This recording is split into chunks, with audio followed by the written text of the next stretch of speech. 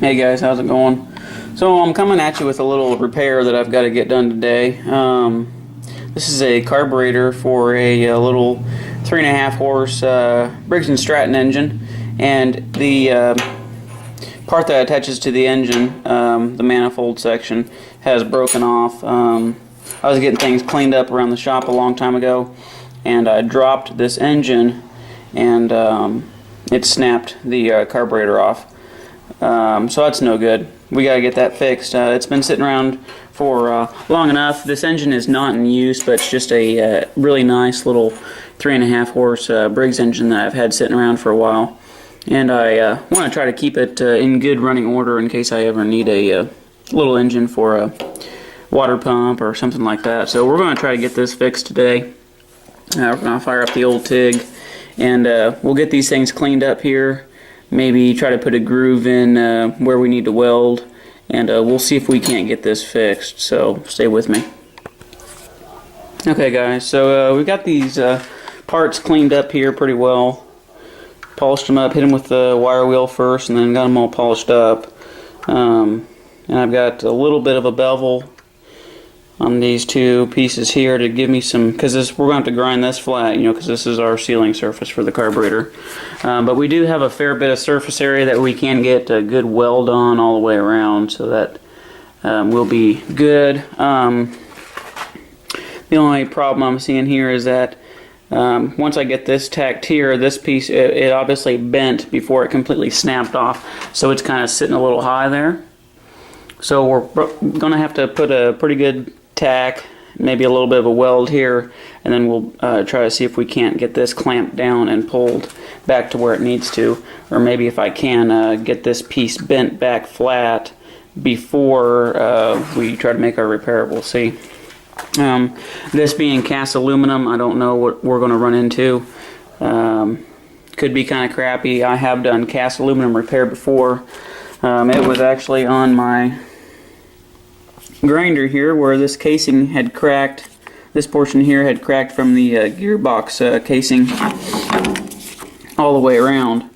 So I don't know if you guys can really make that out very good, but it has held. I've had this going for about 6 months now on this grinder, and no issues. And this is a pretty critical point because this gets put under quite a bit of stress.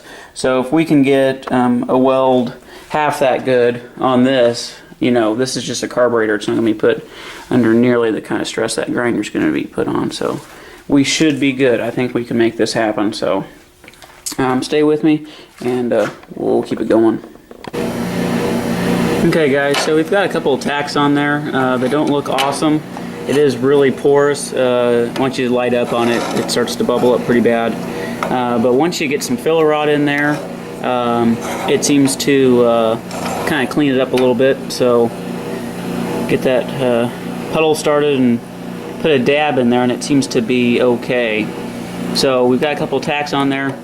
It seems to be fairly solid. So we'll go ahead and start welding this up. We'll have to let it cool down because this is a fairly small part, and I do have this plastic pickup tube in there, so we'll just probably be able to do short, low welds, and then we'll go ahead and let it cool down. So this will take a little bit, but I think we're going to be able to get this fixed. Once we get that all welded up, then we'll be able to come in and get this sealing surface cleaned up with the grinder, and we should be good to go. So stay with me. Alright guys, we got this all welded up now. It does not look awesome. I will tell you that much. It does not look awesome. But I think this will work just fine once we get this flange sealing surface cleaned up a bit. Get on the inside and clean that up with a little Dremel sanding tool. Get that. And then go ahead and drill out our holes again. We got a little bit of overrun in there, so that will be no big deal. But I think overall, I think we're going to be okay on this. I think we got everything sealed up.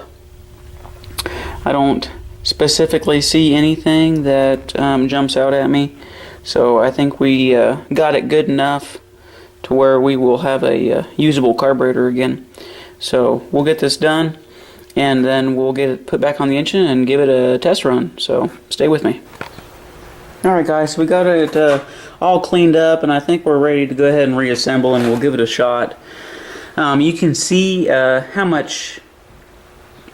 porous that aluminum is. So yeah, it's some pretty nasty stuff, but I think we got it good enough to where she'll hold. Like I said, this carburetor just on a little 3.5 horsepower Briggs, so it's not going to be under a lot of stress. We got our holes drilled out; those are nice and clean now, and we went ahead and got rid of the little bit of burn through that we had on the inside there.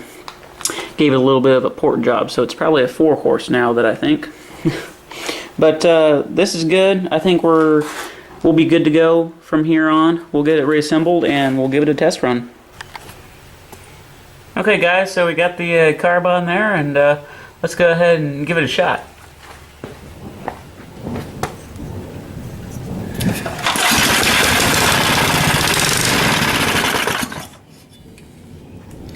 I've just got some starting fluid in there for right now, but working good.